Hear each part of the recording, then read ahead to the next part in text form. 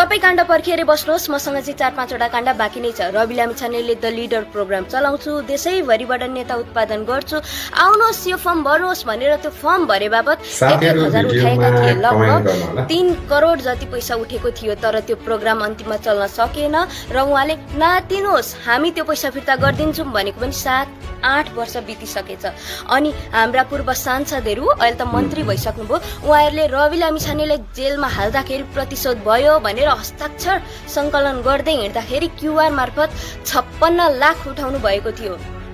र अर्को कोरोना भाइरसको टाइममा रवि लामिछानेजीले राजकोट हस्पिटल बनाउँछौँ भनेर धेरै पैसा सङ्कलन गर्नुभएको थियो।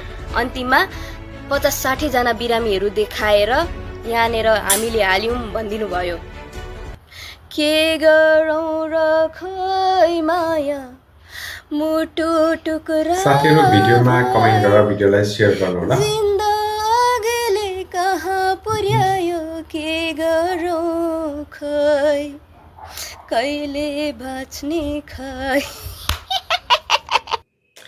साथीहरु यो भिडियो हेरेर तपाईलाई के लाग्यो? कृपया आफ्नो विचार भिडियोमा कमेन्ट गरेर भिडियोलाई शेयर गर्नु होला। थ्यांक यू सो मच सबैजनालाई।